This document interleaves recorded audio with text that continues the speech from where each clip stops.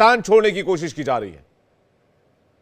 जिन नाव हादसे के बारे में पता चला है, जो आंकड़े सामने आए हैं, वो बहुत चौंकाने वाले हैं। कई हादसे तो ऐसे हैं जो कि रजिस्टर नहीं हो पाते हैं, जिनकी बारे में जानकारी नहीं मिल पाती है। अभी 15 जनवरी को स्पेन जा रही नाव मोरक्को के पास पलट गई, 44 पाकिस्तानी नागरिकों की डूबकर मौत हो गई। 4 हफ्ते पहले ग्रीस के तट पर हादसा हुआ, जिसमें 40 से ज्यादा पाकिस्तानी मारे गए।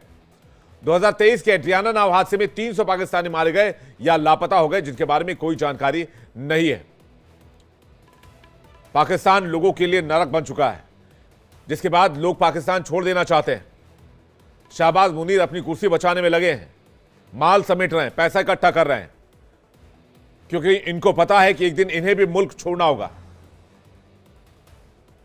लेकिन जैसे ही पाकिस्तानियों के पाकिस्तान छोड़ने की खबर आई, शहबाज सरकार की पूरी दुनिया में किरकिरी हुई,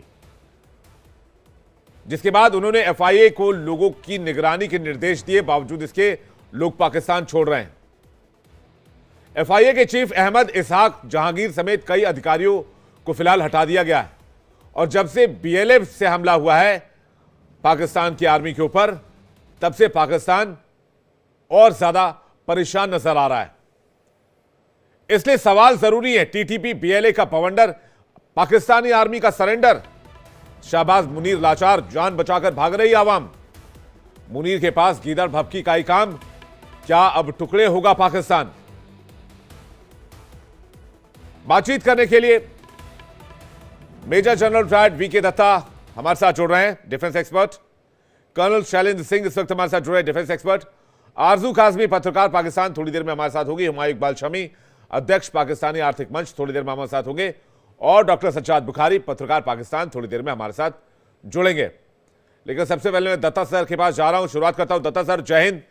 पाकिस्तान से खबर यह है कि पाकिस्तान से समुद्री रास्ते से लोग भाग रहे हैं और शहबाज और मुनीर बीएलए को वार्न कर रहे हैं, चेतावनी दे रहे हैं। मैं तो कहूंगा सर, ये गीदड़ भभकी है, क्योंकि बीएलए का नामो निशान ये 30-40 सालों में नहीं हटा पाए, 50 सालों में नहीं हटा पाए, तो अब क्या करेंगे दत्ता सर? बिल्कुल विवेक, ऐसा है, पाकिस्तान एक डूबती हुई नाव है और जब नाव डूबने लगती है तो चूहे कूद कूद के बाहर भागते हैं। हम पिछले अरसे से बहुत चर्चा कर रहे हैं पाकिस्तान के ऊपर।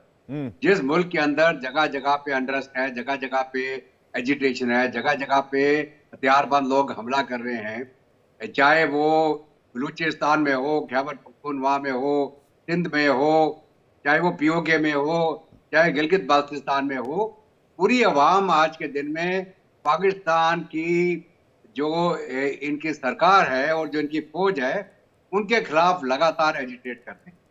वहाँ पे लोगों के पास नौकरी नहीं है, खाने को नहीं है, इकॉनमी डूब रही है।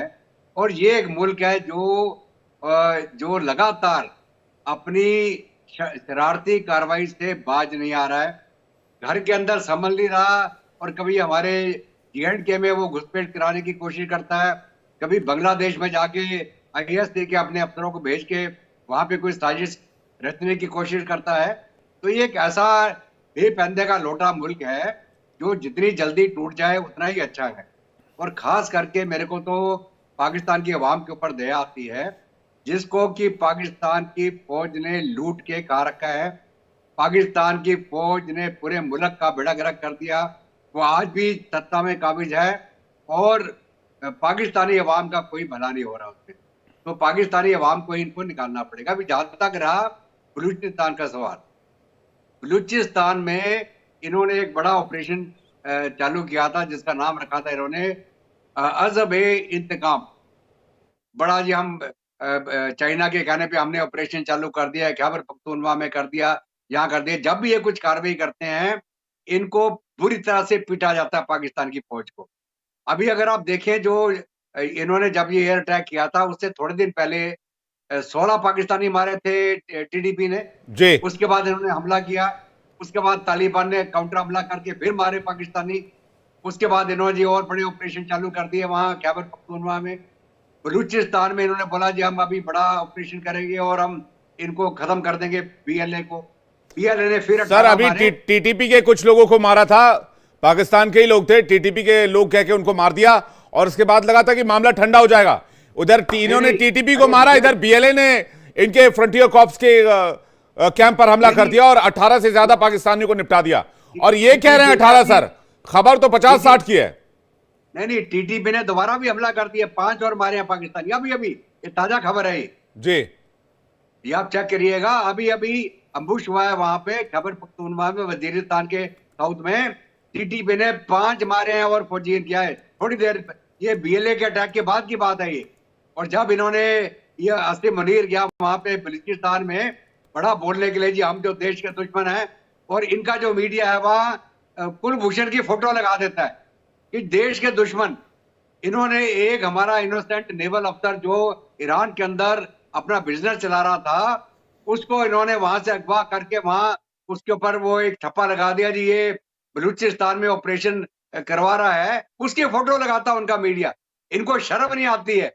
घर के अंदर इनके सांप पले हुए हैं, घर के अंदर ये पिट रहे हैं और फोटो लगाते हैं उस बेचारे अफसर की जिसको इन्होंने अगवा करके वहां सर ये खबर आ रही है, ये सर केपी से खबर आ रही है, खैबर पख्तूनख्वा से खबर आ रही है।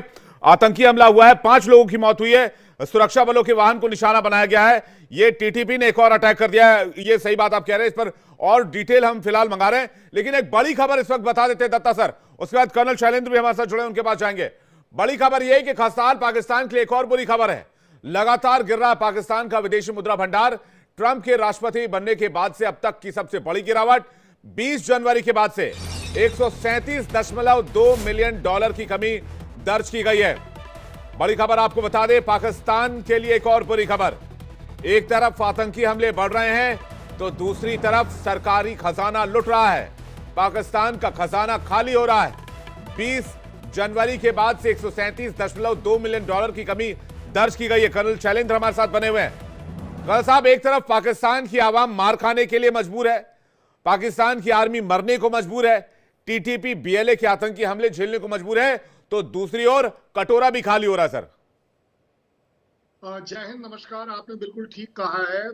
और आप पिछले प्रोग्राम में भी बड़ी अच्छी बात आपने कही थी कि एक्चुअली एक कंट्री किस चीज पर नाज करती है, अपने बैकग्राउंड पर नाज करती है कि वो कहां से आए हैं। इनके पास कोई जगह ही नहीं है, बेशर्मी है सिर्फ, और कुछ नहीं है। ये इन्हें दी गई थी एक तरह से जिन्ना ने ये सोच के कि हम मुस्लिम इकट्ठे हो जाएंगे, बहुत प्रॉस्पेरिटी लाएंगे, ये आपस में ही लड़ मरे।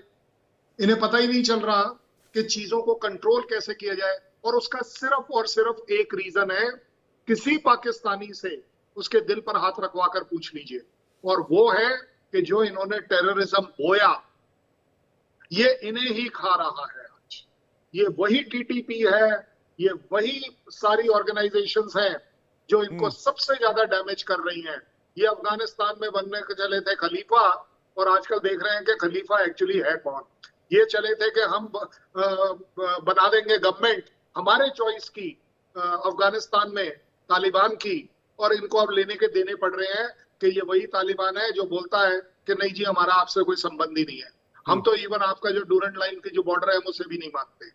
देखिए, ज्यादा बड़ी बात यह है कि आज की तारीख में पाकिस्तान को ये फेस करना पड़ेगा कि क्यों गिलगिट, क्यों खैबर, क्यों सिंध, क्यों बलूच, ये सारी जगहें क्यों उबाल खा रही हैं, क्यों यहां आग लग रही है। ऐसा क्या हुआ है कि इमरान खान की रैलीज के दौरान आपने देखा कि गवर्नमेंट खुद ट्रिपल हो गई, और ये आर्मी जो कह रही है कि खत्म कर देंगे, इनका तो बेचारों का एयरफोर्स स्टेशन जला दिया गया, आर्मी आगे बढ़ ही नहीं पाई।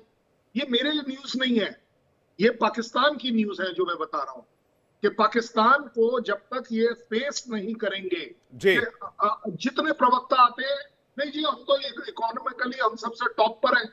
अगर आप टॉप पर हैं तो आप दुनिया की तरफ पैसा क्यों मांगते फिर रहे हो जो दुनिया नहीं दे रही है, आपके अपने लोग नहीं दे रहे हैं। चाइना ने ले देकर कब दिया, क्या दिया, और उसके बदले में क्या लिया, ये इनको पता है। ये जो बलूच है जो आपके ग्वादर पोर्ट के ऊपर जो प्रोटेस्ट है, क्यों वो कहते हैं ये हमारा पोर्ट है, और आपने यहीं पर फेंसिंग लगा दी कि सिर्फ चाइनीज एंटर करेंगे, हम एंटर नहीं करेंगे। भाई ये क्या तरीका है?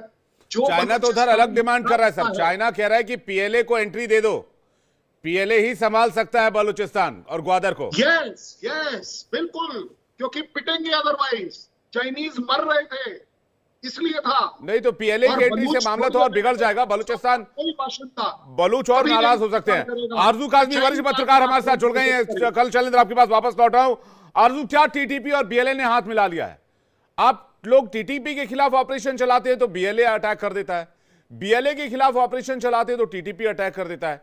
केपी से अभी खबर आ रही है, वहां पर एक अटैक हुआ है, 5 सोल्जर मारे गए वहां पर। जी बिल्कुल, ऐसा ही सिलसिला चल रहा है यहाँ पर और अलग यही राय के टीटीपी और बीएलए ने आपस में हाथ मिला लिया है। लेकिन जाहिर है कि जब पॉलिसीज ठीक नहीं बनाएंगे और जब इन्हीं लोगों को पहले सपोर्ट किया गया था तब तो किसी ने सोचा नहीं। वो जो कहते हैं ना, नजदीकी फायदे से पहले दूर का नुकसान सोचना चाहिए। तो जिस वक्त इस तरह की ऑर्गेनाइजेशंस को बनाया गया पाकिस्तान में और सपोर्ट किया गया, उस वक्त शायद इन्होंने ये नहीं सोचा था कि ये हमारे ही सर के ऊपर पड़ जाएंगे। क्योंकि ये तो जनरल परवेज मुशर्रफ की बुक में और इंटरव्यू में भी है कि उन्होंने कहा कि हमने जिहादी तैयार किए थे अफगानिस्तान के लिए, हमने बनाए थे कश्मीर के लिए। लेकिन अब वही लोग हमारे ही सर के ऊपर ढोल बजा रहे हैं, तो अब क्या किया जा सकता है? जाहिर है कि जो मारे जा रहे हैं, चाहे वो उनको टेररिस्ट कहिए या कुछ कहिए, हैं तो वो भी पाकिस्तानी सिटीजन ही, चाहे वो बीएलए के हों, चाहे वो आप टीटीपी को कह लीजिए, तहरीक तालिबान पाकिस्तान है ना उनका नाम, तो उससे क्या मतलब समझ में आता है किसी को भी। लेकिन जाहिर है कि इस वक्त अब जाकर इनको अक्ल आई है शायद, अगर ये वाकई में इसको सीरियसली इसको हैंडल करने की कोशिश कर रहे हैं तो मैं कहूँगी अक्ल आई है। लेकिन अभी भी मुझे ऐसा लगता नहीं है कि बहुत ठीक तरीके से अभी भी कोई पॉलिसी बन पा रही है इन लोगों को रोकने के लिए। नहीं, ये बलूच लिबरेशन आर्मी और बलूचिस्तान के साथ क्या हिसाब किताब है? वो कहते हैं कि भाई हमें हमारे हाल पे छोड़ दो, और पाकिस्तान कहता है कि नहीं, बलूचिस्तान में जो रिसोर्सेज है वो सब कुछ उसका दोहन हो रहा है। बलूचिस्तान वाले कहते हैं ये लड़ाई है किस बात की बलूचिस्तान में?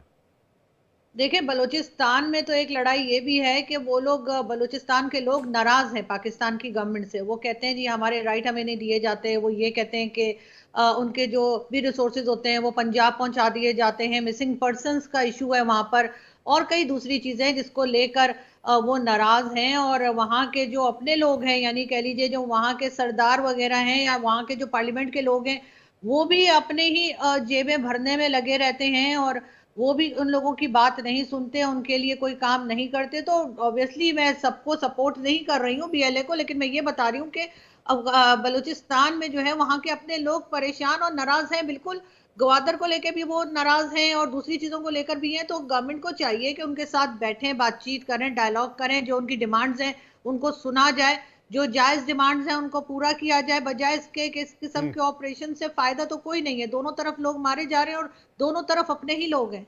बिल्कुल। हुमायूं इकबाल शमी पाकिस्तान से इस वक्त हमारे साथ जुड़ रहे हैं, जो कि अध्यक्ष है PEF के। सज्जाद बुखारी हमारे साथ जुड़ रहे हैं, जो कि जर्नलिस्ट हैं पाकिस्तान के। कर्नल शैलेंद्र कुछ कहना चाह रहे हैं, उसके बाद दोनों मेहमानों का रुख करेंगे। कर्नल शैलेंद्र। सर मैं 10 सेकंड लूंगा कि आरजू जी की बात जो उन्होंने कहा कि वो नाराज है, और आपने पूछा क्यों नाराज है। उनके यहाँ लूट मचा रखी है आपने उनके नेचुरल रिसोर्सेज को ले जाने की।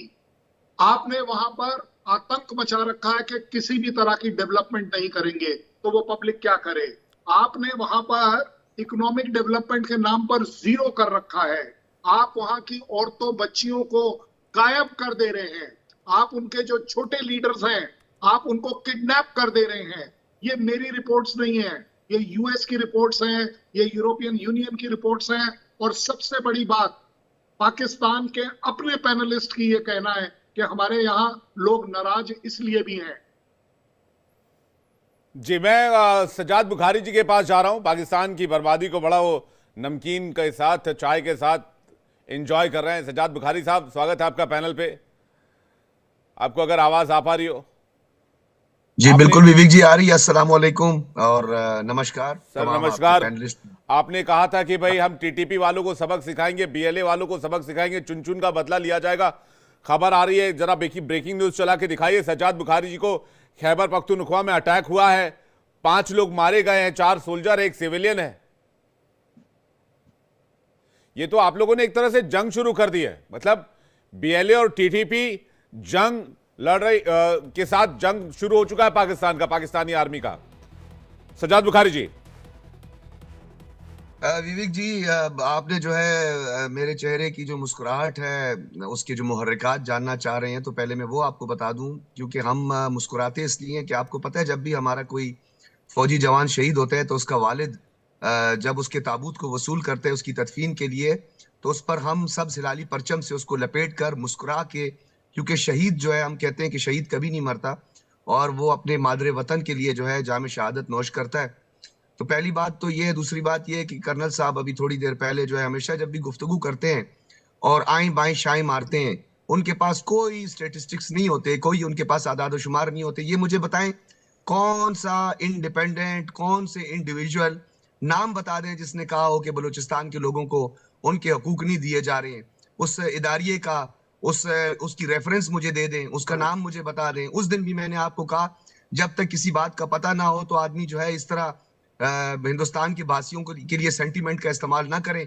उनको जो है आप बहका सकते हैं, लेकिन मेरे पास स्टेटिस्टिक्स होते हैं, तो मैं आपको इसमें जरा क्लियर कर दूं कि बलूचिस्तान जो है, वहां पर हमने अभी से नहीं, बलूचिस्तान में आपको मैंने पहले भी बताया था, केजी से लेकर जब रशियन वार हुई थी, तब उनके दो जो एजेंट थे, उन्होंने 10 साल तक, उस वक्त 3500 की तादाद थी यहाँ पे, जिनको बलोच सेपरेटिस्ट का नाम दिया गया था। 5 इंसर्जेंसीज चलाई गई, उसमें 4 इंसर्जेंसीज जो है उसके रूहे रवां आप थे। और कल भी कुछ दिन पहले भी अब्दुल मजीद और 5 जवानों ने जो है वो आप लोगों पे ये इल्जाम लगाया है कि आप लोग जो है पाकिस्तान के खिलाफ हमें इस्तेमाल करने के लिए टेलीफोन पर राब्ते भी करते रहते थे, और जो दीगर आका हैं जो आप लोगों की माँ पर जो है वो इंग्लैंड में बैठे हुए अपने बच्चों को पढ़ा रहे हैं, खुद शॉर्ट्स पहने हुए हैं, और यहाँ पर जो है वो लोग जो है वो अपनी जिंदगी गुजार रहे हैं। बलूचिस्तान का चीफ मिनिस्टर हमेशा बलोच रहा है, बलूचिस्तान का गवर्नर हमेशा बलोच रहा है। कौन बलूचिस्तान की आजादी की बात कर रहा है? मेरी बात आपने कर्नल साहब सुननी है, फिर उसके बाद आप जो जवाब दें मैं आपको बिल्कुल इंटरप्ट नहीं करूंगा, ठीक है? हमारे बलूचिस्तान में मेरी बात सुनिए, एक सारावान है, सुन लेना, अब सुन ले, अब सुन ले, सुन ले, फिर बोलते रहना। एथिक्स होते हैं कि सुन ले, पहले सुन ले, फिर बोल देना, फिर आप बोल देना जो आपने कविता सुनानी है, फिर आपने जो कविता सुनानी है सुना लीजिएगा। बलूचिस्तान जो है, सुन ले, अब आप सच नहीं सुनना चाहते ना, बलूचिस्तान, हिंदुस्तान के वासियों को सच सुनने दें, हिंदुस्तान के वासियों को सच सुनने दें। आपको एक्सपोज करता हूं मैं। सबसे पहली बात ये है, सबसे पहली बात ये है, यार सुन लेना, सुनने का हौसला रखें, सुन बर्दाश्त करें, सुनने थोड़ा, सुनने का हौसला रखें, सुनने का हौसला रखें। भाई साहब, लेट मी इंटरवीन। कर्नल साहब, सजाद बुखारी, प्लीज एक सेकंड, सजाद बुखारी एक सेकंड। एक तो ये आईएसआई, सुनिए, मेरा जवाब आने दे। सजाद बुखारी जी आईएसआई का डोजियर पढ़ रहे थे आप, इसलिए कर्नल साहब ने आपको बीच में रोका। ये पाक आर्मी का डोजियर था जो आप पढ़ रहे थे, पाक आर्मी का डोजियर पढ़ रहे थे। अभी हमने आपको कली बलूच नेता की कहानी बताई थी, जिन्होंने पिछले साल अगस्त में इतनी बड़ी सभा बुलाई थी, जिसकी सभा आप लोगों ने नहीं होनी थी। आप पाकिस्तानी सेना का डोजियर ना पढ़ें, आप सच्चाई कबूल करें। मेरी ऑडियो कम ना कीजिएगा, मेरा जवाब पूरा सुनिएगा, मेरी ऑडियो बंद ना कीजिएगा, प्रोड्यूसर साहब को कह दीजिएगा। आपका कोई ऑडियो बंद नहीं कर रहा है सजाद बुखारी जी, लेकिन आप पाकिस्तानी सेना और आईएसआई का डोजियर मत पढ़िए, आप जवाब दीजिए। बलूचिस्तान में एक सारावान है, एक झालावान है। सारावान को लीड कर रहे नवाब असलम रेसानी, जो कि चीफ मिनिस्टर बलूचिस्तान रहा है, वो वहां का नवाब है। दूसरा है सारावान, झालावान का नवाब सनाउल्लाह ज़ेरी चीफ मिनिस्टर रहा है, और आप भी ज़ेरी ट्राइब उसको लीड कर रहा है। पाकिस्तान की मेन स्ट्रीम की पॉलिटिक्स कर रहे हैं, पीपल्स पार्टी में है, एक जमीयत उलमा इस्लाम में भी रह चुके हैं। उसके बाद आप आ जाए वड का इलाका, जो मकरान डिवीजन के साथ लगता है, बिरावी बोलने वाले तमाम जो लैंग्वेजेस हैं, और बाकी उनको जो लीड कर रहे हैं वो सरदार अख्तर मेंगल हैं, वो भी मेन स्ट्रीम में है, वो मेंबर है, पार्लियामान की सियासत कर रहे हैं।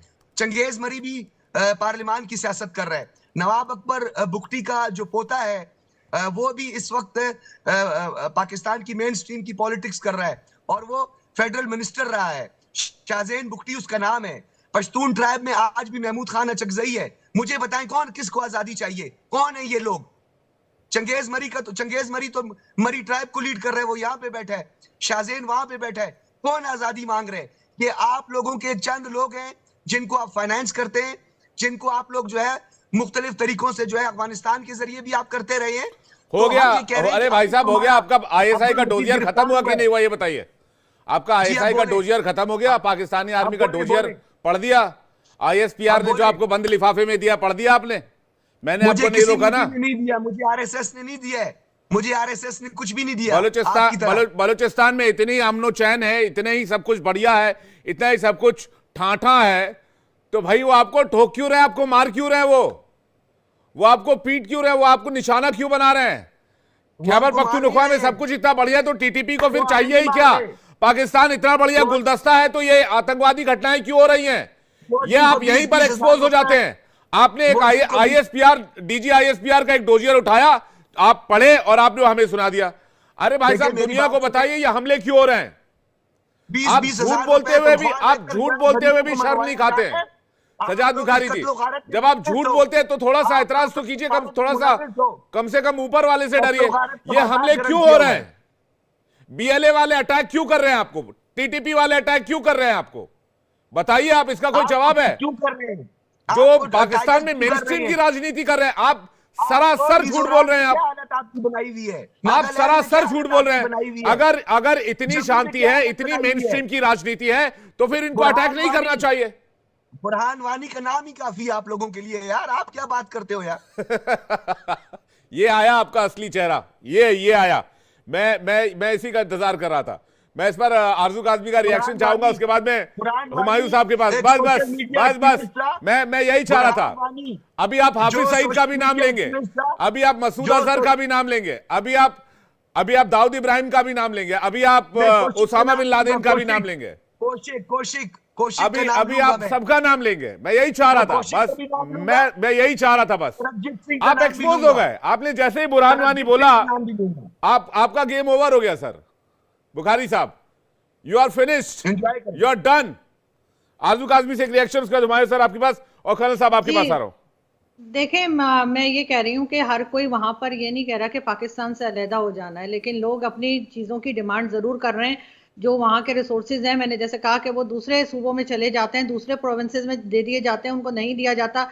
जहाँ तक सज्जाद बुखारी साहब का ताल्लुक है, बड़े अच्छे जर्नलिस्ट हैं, मेरे कोलीग भी रह चुके हैं। और एक बार मैं कोई साल 1.5 साल पहले इनके एक शो में गई थी पीटीवी के, तो ये कोई 7-8 मिनट मुझे सिर्फ ये बताते रहते कि मुझे क्या नहीं बोलना है।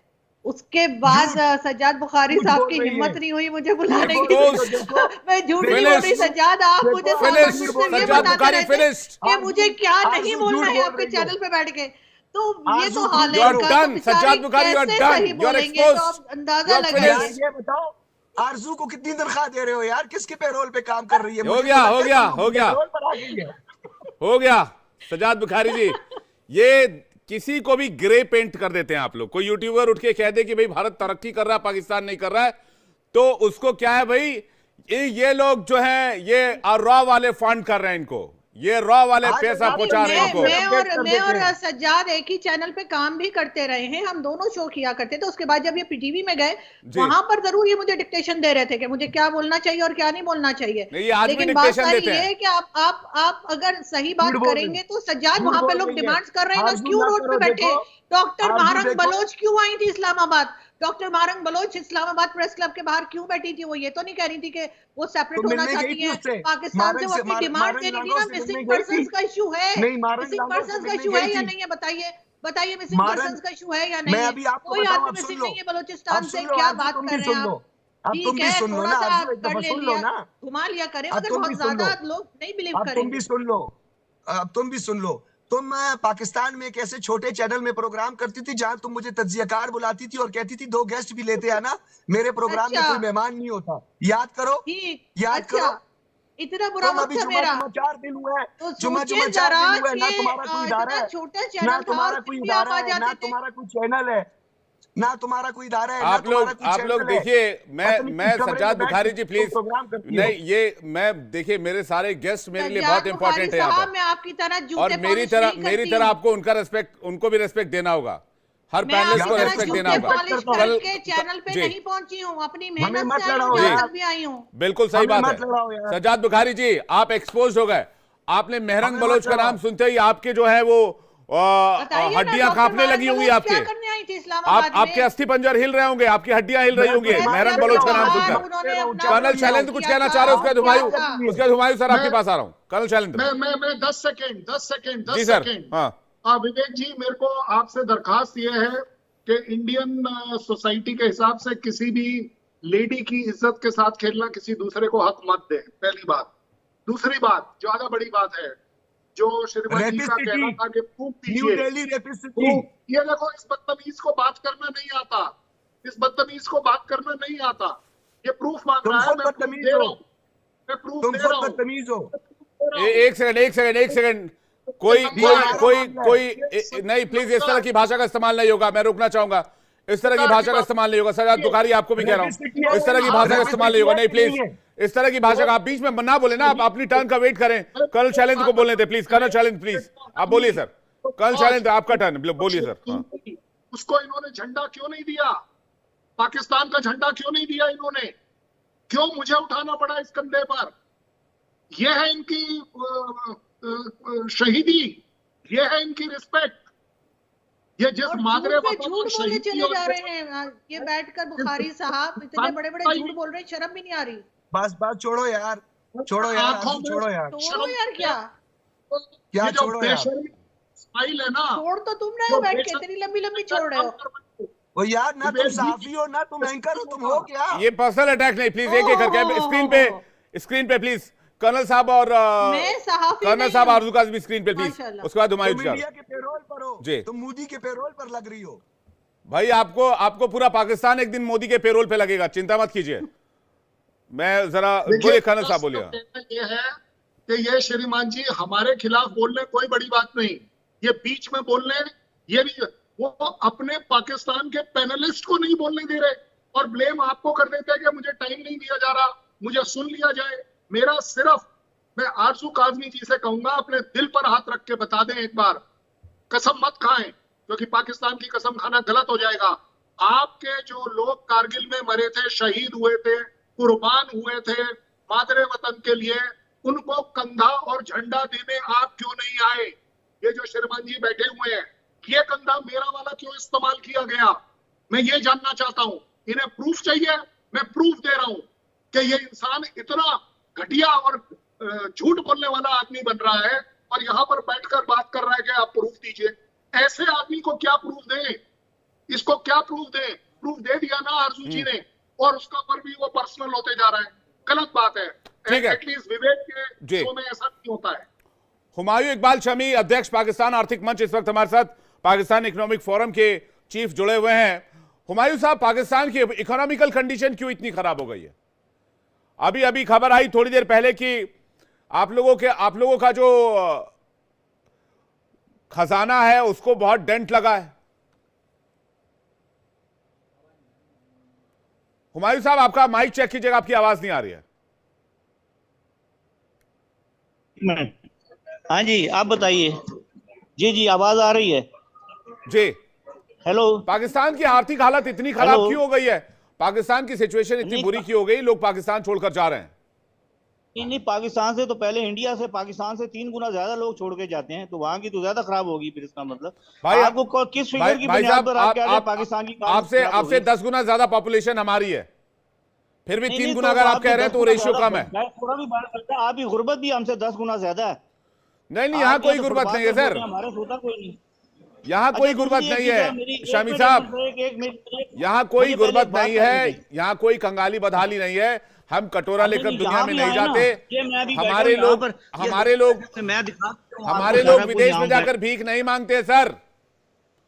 अच्छा जी। आपका जो फकीर है ना, वो उस फकीर को देख के लगता है कि वो फकीर होता क्या है? हमारे यहाँ जिसकी आप बात कर रहे हैं ना, जो आप कह रहे हैं ना, पाकिस्तान के भिखारियों को प्लेन में भर भर के एक्सपोर्ट कर दिया जाता है। क्या ये खबर गलत है? और बात सुन लें। अब आपका मसला ये है कि आप ज्यादा बात करते हैं। आप एंकर हैं या कि तजिया निगार हैं? पहले तो आप खुद बताएं ना। तो आप आधा तो वक्त तो आप बोलते हैं, तो बात तजिया निगार को यहाँ बिठाया कि किस लिए बिठाते हैं हम यहाँ पे? भाई साहब, चैंपियंस ट्रॉफी के लिए मैदान तो बना नहीं पा रहे आप, और आप ज्ञान हमें दे रहे हैं। मैं जो चले मैं बता रहा हूँ अब आपको, हमारा जो जिस फकीर की आप बात करते हैं ना सऊदी अरब जाता है, वो 12-14 लाख रुपए खर्च करके जाता है, जिसके पास 12-14 लाख रुपए, पाकिस्तान में फकीर के पास 12-14 लाख रुपए होते हैं, आपके वाले फकीर तो के पास 12 वो रुपए नहीं मांग होते के जेब तो से वहीं उसके। से लाते हैं, हाँ, कटोरा मांग तो के वहीं नहीं डालते लाते, किसी जाके। मांग के नहीं लाते। हमारा तीन फकीर आपके तीन अमीरों से अमीर स्टेडियम होता है, पूरे हो समझे गए। आप बात को? हुमायूं साहब, नहीं, 3 आपकी स्टेडियम बात बनने थे, समझ में पूरे आ हो गई गए क्या? फिर आपने बहस शुरू कर दी है। अब मैंने जवाब दे दिया आपको, हमारा फकीर आपके अमीर से अमीर चैंपियंस होता है। ट्रॉफी में 3 स्टेडियम बनने थे, कभी पूरे सऊदी कर लिए। अरेबिया से धक्के मार मार वो- के इनको निकाल दिया। सऊदी ने बोला भाई अपने फकीर हमारे यहाँ मत भेजो, अब यहाँ पे चलिए एक और आ गया। आके अब भीख सवाल का जवाब मांगते हैं। सुना नहीं किसी ने। ये बड़े शर्म मैंने की बात आपसे है। ये आप कहा कि उसमें फख्र इकोनॉमी, बता रहे हैं, आपके फकीर इतने अमीर है तो फिर आप क्यों जाते हैं वर्ल्ड बैंक में, IMF के पास? नहीं तो कभी हम इधर नहीं हाथ जाते हैं, हाथ जोड़ते हैं, कभी वो उधर खुद जोड़ते आते हैं, हैं, वो खुद कभी आते हैं अमेरिका देने को के हाथ लिए, वो जोड़ते खुद हैं। आते हैं, इतना अमीर है पाकिस्तान तो फिर बात खुद ही आते क्या हैं। है? आप सारी जगह पे अपने यार फकीर भेज दीजिए ना। आप अपने भुखमंगे सारी जगह आपको मांगने के लिए फकीरों का पता भेजिए। लग गया, हमारे इतना कुछ 12 लाख फॉरेन रुपए होते एक्सचेंज हैं तो फकीर आपको के आ ही पास, जाएगा ना। कराया तो होता है आप उसके फॉरेन पास। एक्सचेंज आएगा, वहां से भीख मांगेगा, यहाँ पे क्या डॉलर क्या? आ जाएगा।